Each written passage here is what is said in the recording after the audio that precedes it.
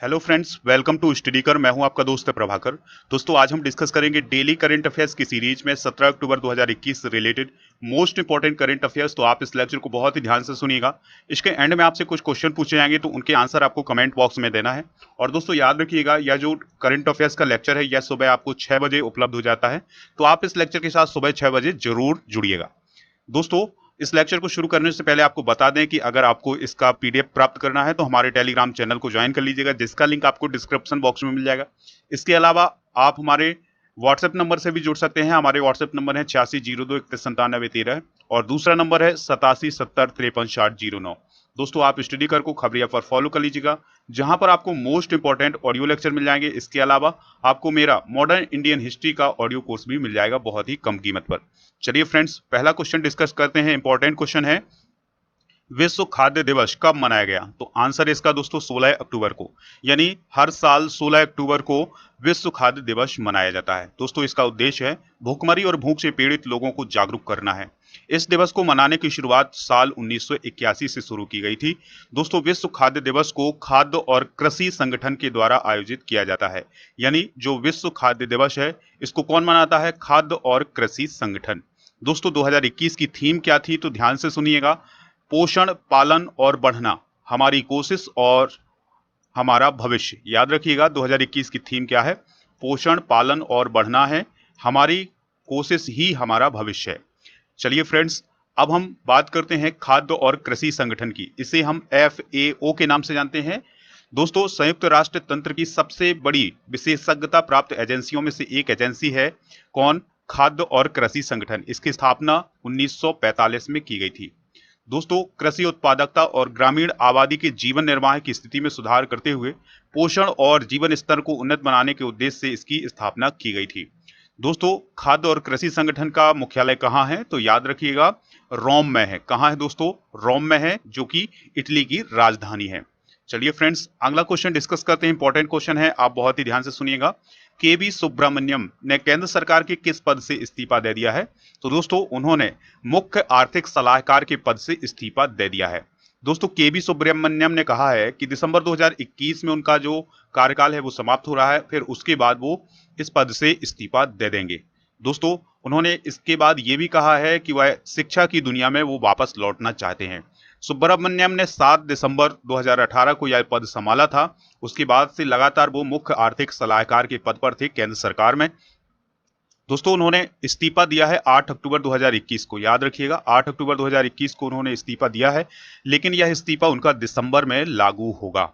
चलिए फ्रेंड्स, अब हम बात करते हैं चीफ इकोनॉमिक एडवाइजर यानी मुख्य आर्थिक सलाहकार के बारे में। तो यह क्या होता है? तो दोस्तों, मुख्य आर्थिक सलाहकार सरकार को फाइनेंस, कॉमर्स, ट्रेड, इकोनॉमी जैसे मुद्दों पर विचार देता है, यानी सरकार की सहायता करता है।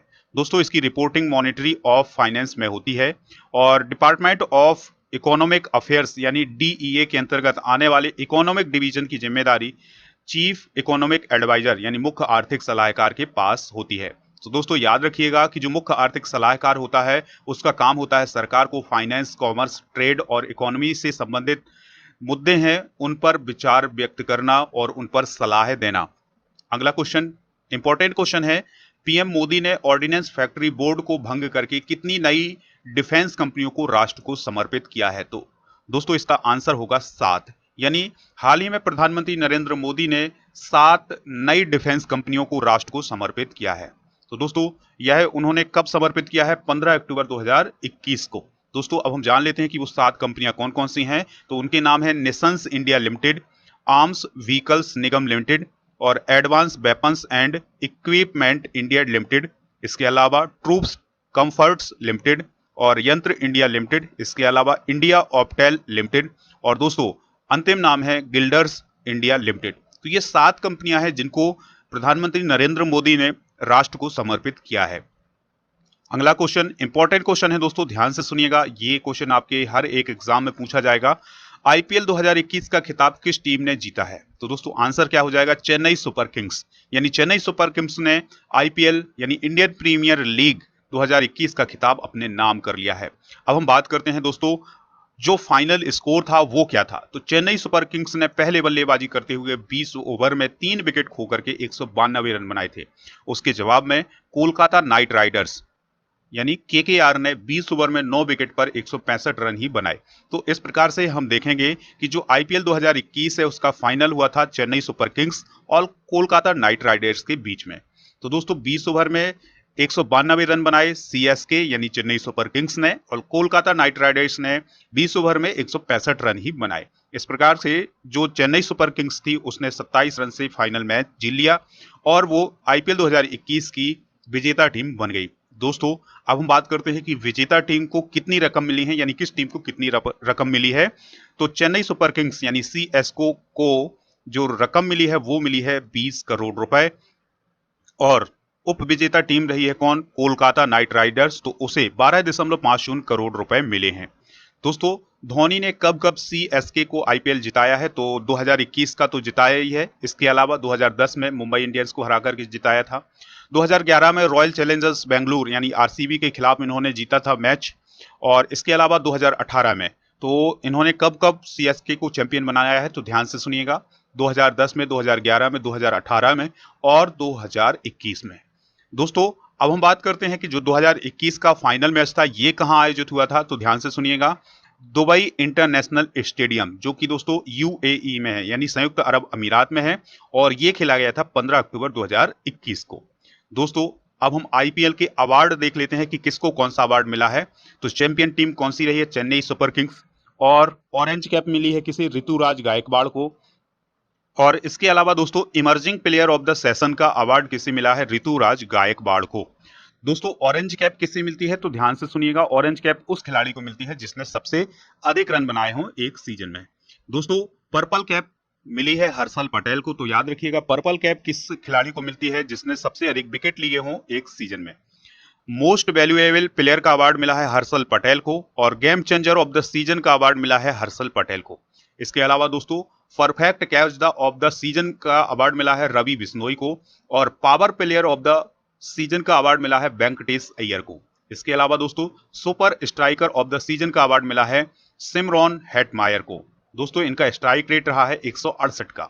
इसके अलावा फेयर प्ले अवार्ड का मिला है राजस्थान रॉयल्स को, जो फेयर प्ले का अवार्ड है वो मिला है राजस्थान रॉयल्स की टीम को।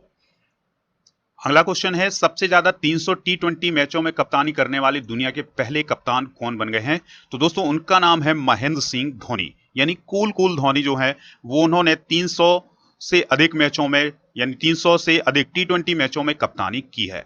दोस्तों चेन्नई सुपर किंग्स के कप्तान है कौन, महेंद्र सिंह धोनी, तो उन्होंने विभिन्न प्रतियोगिताओं में जिसमें आईपीएल भी शामिल है सहित 300 टी20 मैचों में कप्तानी की है, और वो ऐसा करने वाले दुनिया के पहले खिलाड़ी बन गए हैं।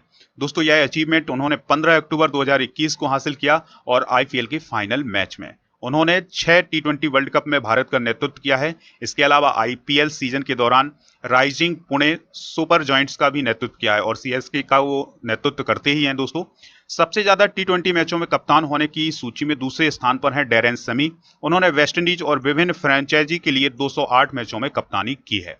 तो दोस्तों याद रखिएगा पहले नंबर पर हैं जिन्होंने सबसे अधिक टी20 मैचों में कप्तानी की है वो है महेंद्र सिंह धोनी, और दूसरे नंबर पर हैं वेस्टइंडीज के डेरेन सेमी। दोस्तों अगला क्वेश्चन है, इंपॉर्टेंट क्वेश्चन है, सबसे कम उम्र में आईपीएल ऑरेंज कैप जीतने वाले खिलाड़ी कौन है, तो उनका नाम है ऋतुराज गायकवाड़। क्या नाम है दोस्तों, ऋतुराज गायकवाड़। तो चेन्नई सुपर किंग्स के खिलाड़ी है ऋतुराज गायकवाड़, तो उन्होंने सबसे कम उम्र में ऑरेंज कैप जीतने का खिताब हासिल कर लिया है। दोस्तों यह रिकॉर्ड उन्होंने 24 साल 257 दिन की उम्र में हासिल किया है। अगर आप बात करें आईपीएल 2021 की, तो उन्होंने 16 मैचों में 45.35 की औसत से 635 रन बनाए हैं। और दोस्तों याद रखिएगा जो ऑरेंज कैप है उस खिलाड़ी को मिलती है जिसने एक सीजन में सबसे अधिक रन बनाए हों। तो दोस्तों इस प्रकार से ऋतुराज गायकवाड़ ने आईपीएल 2021 में सबसे ज्यादा रन यानी 635 रन बनाए हैं, इसलिए उन्हें ऑरेंज कैप का खिताब मिला है। दोस्तों ऑरेंज कैप के साथ गायकवाड़ को 10 लाख रुपए भी मिले हैं, और उन्होंने पहले ये कीर्तिमान पंजाब किंग्स के पूर्व सलामी बल्लेबाज शॉन मार्श, उन्होंने 25 साल में ये खिताब हासिल किया था, यानी 25 साल की उम्र में ऑरेंज कैप जीता था। लेकिन उन्होंने अगर हम बात करें ऋतु गायकवाड़ की, तो उन्होंने 24 साल 257 दिन की उम्र में ऑरेंज कैप हासिल कर ली है। इसके साथ उन्होंने emerging player of the award का भी खिताब जीता है आईपीएल 2021 में।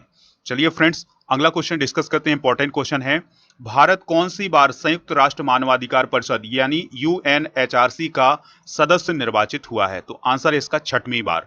दोस्तों, भारत छठवीं बार भारी बहुमत से यूएनएचआरसी के लिए फिर से 14 अक्टूबर 2021 को निर्वाचित हुआ है। अगर बात हो कि लगातार कौन सी बार भारत सदस्य बना है, तो इसका उत्तर होगा दूसरी बार। दोस्तों, यह चुनाव यूनाइटेड नेशन जनरल असेंबली में गुप्त मतदान के जरिए हुआ है। 193 सदस्यीय विधानसभा में, यानी जो सभा है, उसने भारत को 184 वोट मिले हैं, जबकि आवश्यक बहुमत 97 था। यानी 193 सदस्यों में से 184 वोट मिले हैं भारत को यूएनएचआरसी के सदस्य बनने के लिए, जबकि जो बहुमत का आंकड़ा था वो था 97। दोस्तों, यूएनएचआरसी में भारत का कार्यकाल 2022 से लेकर के 2024 तक यानी 3 साल तक रहेगा।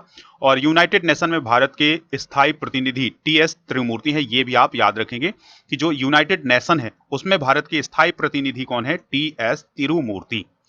दोस्तों, बात करें यूएनएचआरसी की, तो इसके प्रेसिडेंट हैं कौन? नजहत शमीम खान, जो कि फिजी के व्यक्ति हैं, यानी वो फिजी का प्रतिनिधित्व कर रहे हैं। इसका हेडक्वार्टर कहाँ है? जेनेवा, स्विट्जरलैंड में है। संयुक्त राष्ट्र मानवाधिकार परिषद में 47 सदस्य देश शामिल होते हैं।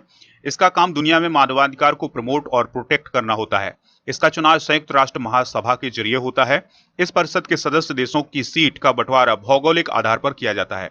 दोस्तों, अफ्रीका और एशिया पैसिफिक क्षेत्र से 13 सदस्य चुने जाते हैं।